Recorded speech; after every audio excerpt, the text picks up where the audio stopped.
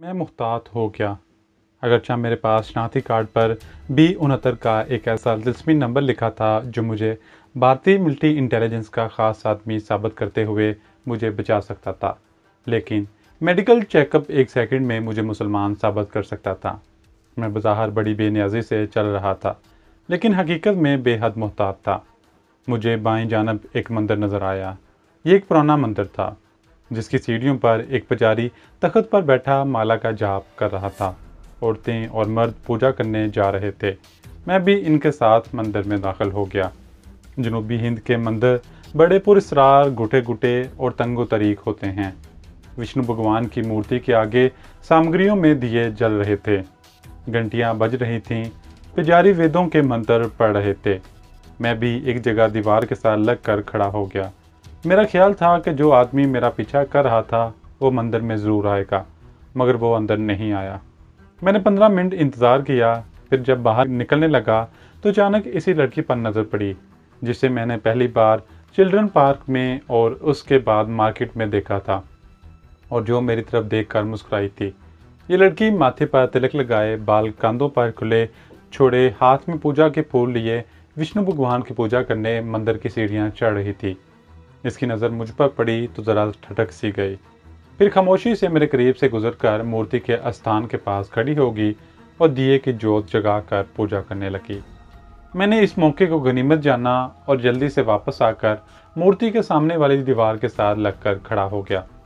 जब ये लड़की पूजा करने के बाद वापस जाने लगी तो मैं सोचे समझे मंसूबे के तहत दीवार से हटकर इसकी तरफ बढ़ा और ऐसी अदाकारी की जैसे किसी पत्थर से ठोकर खाकर गिरा हूँ। लड़की ने बेचैन सा होकर मेरी तरफ देखा और अपनी ज़बान में कुछ कहा। मैंने मुस्कुराकर अंग्रेज़ी में कहा, मैं तुम्हारी ज़ुबान नहीं समझता, शुक्रिया। इसने अंग्रेज़ी में पूछा कि मुझे चोट तो नहीं आई। यही जुमला मैं इसके मुंह से निकलवाना चाहता था। वीडियो में आगे बढ़ने से पहले तमाम दोस्तों से गुजारिश है कि वो चैनल को सब्सक्राइब कर ले और साथ ही लगे बेल आइकन को प्रेस कर ले ताकि हमारी नए आने वाली वीडियोज़ आपको बर वक्त मिले। वीडियो पसंद आने की सूरत में कमेंट सेक्शन में अपनी राय का इजहार ज़रूर कीजिए। मैंने नहायत चुप ज़ुबानी से काम लेते हुए मौसम और तृष्णापुली शहर की लड़कियों के हुस्न की बातें शुरू कर दी। वो ज़ेर लब मुस्कुराती रही। सीढ़ियाँ उतर कर वो एक तरफ दरख्तों के बीच वाली पगडंडी पर चल पड़ी। मैंने अपनी अकाब जैसी नज़रों से इर्द गिर्द का जायज़ा लिया। मेरा दिल ज़रा धड़क उठा। वो कमबख्त अजनबी एक दरख्त के पास खड़ा था और मुझे मंदिर से निकलते देखकर मेरे पीछे पीछे चलने लगा था। अब ये बात साबित हो गई थी कि वो CID का आदमी है और इसे किसी न किसी वजह से मुझ पर शक हो गया है। मैं मज़ीद इन्हमाक से लड़की से बातें करने लगा।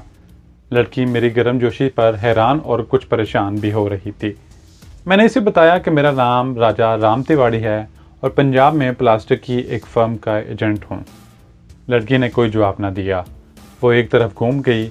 आगे सड़क थी जहाँ एक छोटी गाड़ी इसका इंतज़ार कर रही थी। लड़की ने रुक कर मेरी तरफ देखा और अंग्रेज़ी में कहा, मेरा नाम मालिनी आयर है। मैंने इसे अपने होटल कृष्णा का नाम बताया ही था कि लड़की तेज़ी से अपनी गाड़ी की तरफ मुड़ गई, जहाँ एक दुबला पतला काला ड्राइवर पहले से दरवाज़ा खुले खड़ा था। वो गाड़ी में बैठ कर चली गई और मैं हाथ हिला कर इसे अलविदा करने लगा। गर्दन खुजाने के बहाने पीछे देखा तो CID का आदमी कुछ फासले पर खड़ा सिगरेट पी रहा था। मैं सड़क पर जाने की बजाय दरख्तों के बीच से होकर एक तरफ चलने लगा। मैं इस इलाके से बिल्कुल वाकिफ नहीं था। ख्याल आया कि क्यों ना इसको अपना तिलस्मी नंबर बता दूं, लेकिन फिर कुछ सोचकर मैंने भागने का फैसला कर लिया। बाएं जानब किसी स्कूल की दीवार दरख्तों के साथ साथ जा रही थी। दीवार कद आदम थी, मगर मेरे लिए इसे फांदना मुश्किल नहीं था। दीवार के करीब जाकर मैंने उछलकर दीवार की मंडेर पकड़ी और दूसरी तरफ कूद गया। पीछे तेज तेज कदमों की आवाज़ आने लगी। ये आवाज़ उसी भारतीय CID वाले के कदमों की थी। ज़ाहिर है वो मुझे दीवार फांदते देख कर मेरे पीछे भागा था। मैं स्कूल की दीवार की दूसरी तरफ गिरा। ये स्कूल के नौकरों के क्वार्टरों का पिछवाड़ा था और यहाँ दुनिया जहान का जाड़ झंकार उगा हुआ था। एक कुत्ता मुझे देखकर भौंका। 2-4 मुर्गियाँ कड़कड़ाती हुई इधर उधर भाग गईं। किसी क्वार्टर में से आदमी की आवाज़ आई और कुत्ता खामोश हो गया। मैं दीवार के साथ साथ दौड़ने लगा। क्वार्टरों से निकलकर तरकारियों की एक छोटी सी खेती को रोंदता हुआ मैं स्कूल के बरामदे में से होकर एक कमरे में घुस गया, जहाँ एक काली कलोटी उस्तानी बच्चों को पढ़ा रही थी। वो मुझे देखकर डर गई। इसने शोर मचा दिया। मैं कमरे के दूसरे दरवाजे से भागकर जनूबी बरामदे में आ गया। मेरा ब्रीफ केस मुझे परेशान कर रहा था। मुझे अपने पीछे तेज तेज कदमों की आवाज़ सुनाई दी। इंडियन सीआईडी का आदमी मेरे पीछे भागता चला रहा था।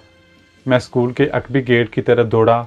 मेरी नज़र एक साइकिल पर पड़ी जो गेट की दीवार के साथ खड़ा था। लपक कर मैं साइकिल पर सवार हुआ और बेतहाशा पाँव मारता स्कूल के अहाते से सड़क पर निकलकर एक तरफ रवाना हो गया। देखते देखते मैं 2-3 बाजारों में से गुजर गया।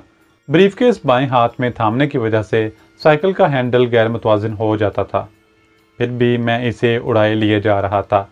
मैं इन बाज़ारों से नावाकिफ था। कुछ पता नहीं था कि मैं किधर जा रहा हूँ। अब मुझे साइकिल छोड़ देना चाहिए था, क्योंकि हो सकता था ताकुब करने वाला किसी रक्षा या टैक्सी पर मेरा पीछा करने लगा हो। एक जगह सड़क बाईं जानब घूमी तो मैंने एक टैक्सी देखी जिसमें से सवारियाँ उतर चुकी थी और एक आदमी टैक्सी वाले को किराया अदा कर रहा था। मैं तेज़ी से टैक्सी की तरफ गया, साइकिल एक छकड़े के साथ लगाई और जल्दी से दरवाज़ा खोलकर टैक्सी में बैठ गया। रेलवे स्टेशन चलो, मैंने अंग्रेज़ी में कहा। टैक्सी ड्राइवर पैसे बटुए में रख रहा था।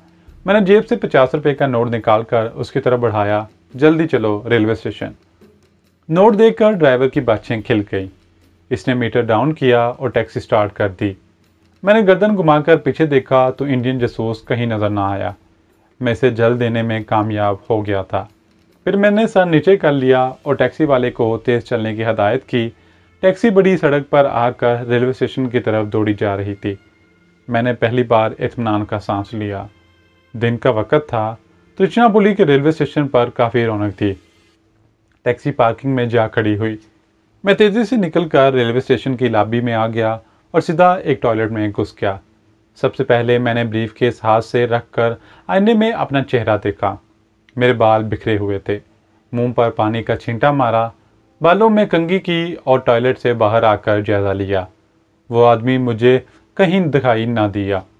फिर भी मैंने प्लेटफार्म का टिकट लिया और प्लेटफार्म नंबर 1 पर आकर टी स्टॉल की ओट में दीवार के साथ लगे हुए बेंच पर बैठ गया। प्लेटफार्म पर मुसाफिरों का काफ़ी रश था। शायद कोई गाड़ी आ रही थी। 5 मिनट बाद मैं उठा और रेलवे स्टेशन से बाहर आ गया। यहाँ से मैंने टैक्सी ली और इसे कृष्णा होटल चलने को कहा और सर नीचे करके पिछली सीट पर बैठ गया। खुदा जाने कहाँ कहाँ से घुमाता हुआ ड्राइवर मुझे कृष्णा होटल ले गया। अपने कमरे में आकर मेरी जान में जान आई।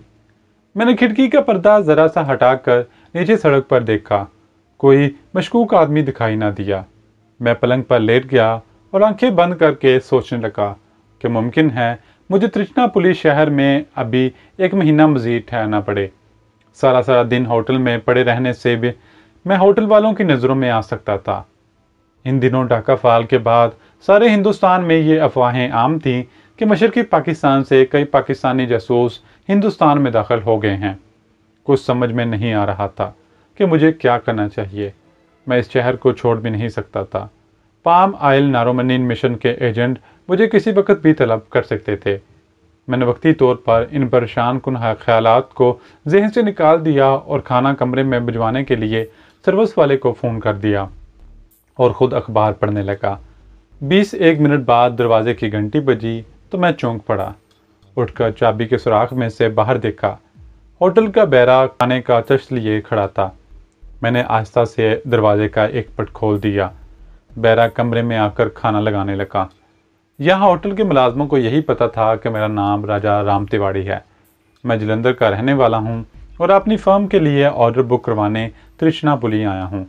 चनाचा ये सब लोग मुझसे अंग्रेज़ी या टूटी फूटी हिंदुस्तानी ज़ुबान में बात करते थे। बैरे ने मुझे बताया कि निसफ घंटे कबल मेरा फ़ोन आया था। मैं इस वक्त अपने कमरे में नहीं था। मैंने पूछा किसका फ़ोन था। बैरे ने कहा कोई औरत बोल रही थी। मैंने इत्मीनान का सांस लिया। यकीनन सांवली सी खुश शक्ल लड़की मालिनी आयर होगी, जिसको मैंने मंदिर से वापस जाते हुए कृष्णा होटल का नाम बताया था। बैरा चला गया तो मैं मालिनी आयर के बारे में सोचने लगा। कहीं ये लड़की भी दुश्मन की एजेंट ना हो। मुझे इससे दूर रहना होगा। खाना खाते हुए मैं इस किस्म के ख्यालात में उलझा हुआ था। बेरा खाली बर्तन वापस ले जाने लगा तो मैं इसे ये कहते कहते रुक गया कि अगर मेरा कोई फ़ोन आए तो कह देना कि मैं कमरे में नहीं हूँ, क्योंकि खुद मेरे ग्रोह के आदमियों का फ़ोन भी आ सकता था। मैं दरवाज़ा अंदर से बंद करके लेट गया। अचानक फ़ोन की घंटी बजी। मैंने धड़कते हुए दिल के साथ रिसीवर उठाया। दूसरी तरफ से एक लड़की की आवाज़ आई। इसने अंग्रेज़ी में पूछा, मिस्टर तिवाड़ी बोल रहे हैं? ये मालिनी आयर के सिवा और कोई लड़की नहीं हो सकती थी।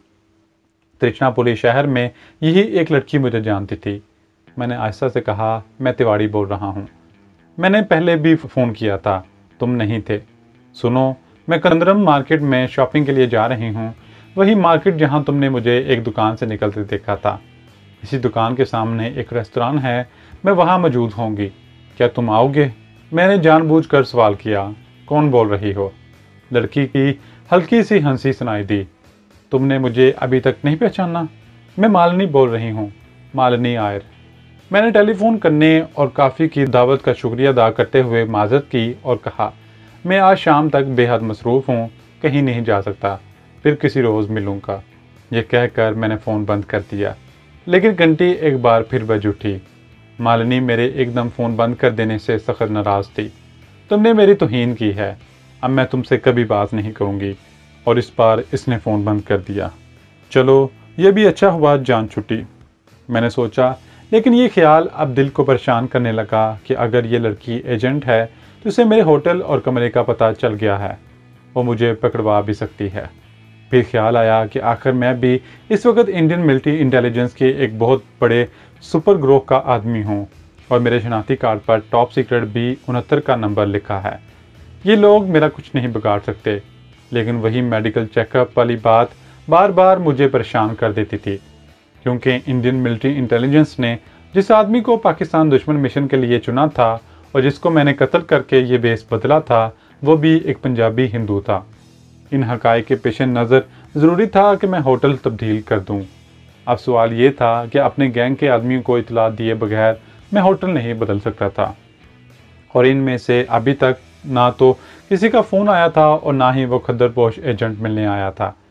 आखिर मैंने यही फ़ैसला किया, जो होगा देखा जाएगा, मुझे इसी होटल में रहना होगा। मेरे पास कोई पिस्तौल या खंजर भी नहीं था। सोचा रात को बाज़ार में जाकर और कुछ नहीं तो एक चाकू ही खरीद लिया जाए। रात को खाना खाने के बाद टैक्सी लेकर एक मार्केट में चला गया और चाकू खरीद कर वापस होटल में आ गया।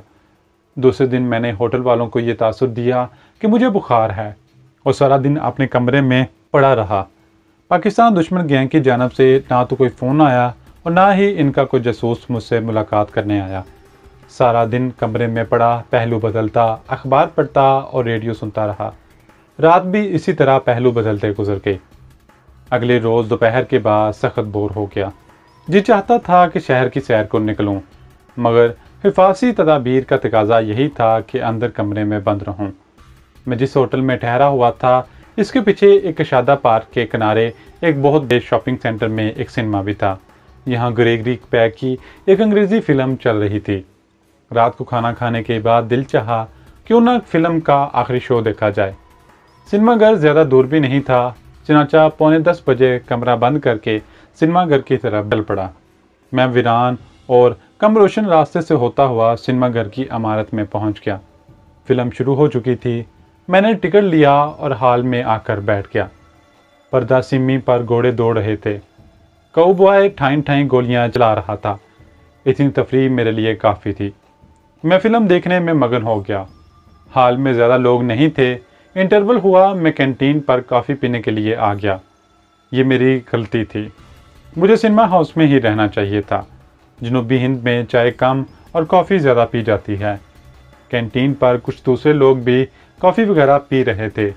कैंटीन के पहलू में एक काउंटर सा बना हुआ था, जिसके ऊपर तामिल और अंग्रेज़ी में film Muslim biryani and coffee shop लिखा था। एक लड़का वहाँ खड़ा ग्राहकों के लिए कॉफ़ी बना रहा था। जनूबी हिंद के मुसलमान बिरयानी बहुत अच्छे पकाते हैं और बड़े शौक़ से खाते हैं। यहाँ रेलवे स्टेशन पर भी बिरयानी के पार्सल मिलते हैं। ये लोग केले के पत्तों में पैक करके मुसाफिरों को देते हैं, जिन्हें वो पार्सल कहते हैं। मुस्लिम कॉफ़ी शॉप को देखकर मैं बेख्तियार काउंटर के पास चला गया और कॉफ़ी ऑर्डर दिया।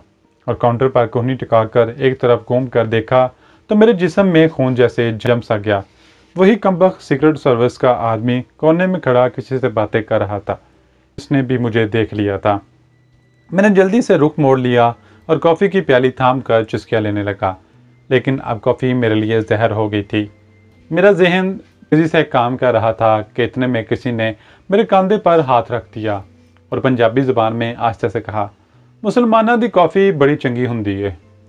पंजाबी में जुमला अदा करके इसने मुझे ये तासर देने की कोशिश की थी कि वो मेरे दिल की गहराई तक पहुंच गया है और मेरा राज इस पर फाश हो चुका है। मेरा अंदाज़ा दुरुस्त निकला था।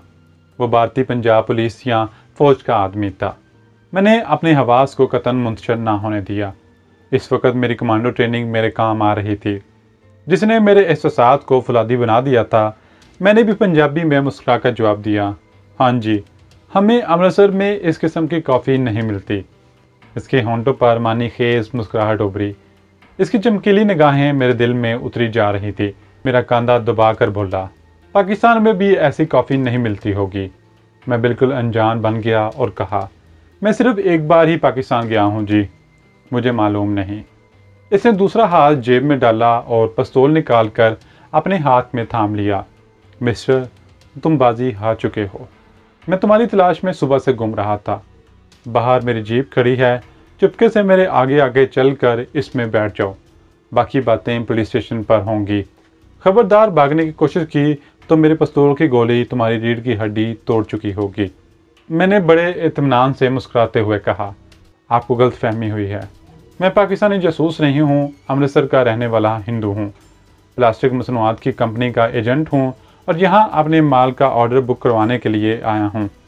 ये देखो मेरा शनाख्ती कार्ड। मैंने जेब से शनाख्ती कार्ड निकाल कर इसके सामने कर दिया।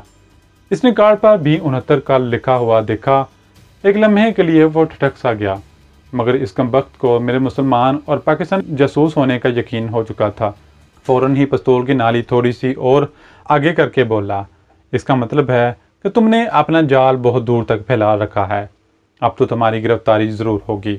तुम हमारी सीक्रेट सर्विस को भी उल्लू बना रहे हो। चलो थाने, तुम्हारे मुसलमान होने का तो जाते ही पोल खुल जाएगा।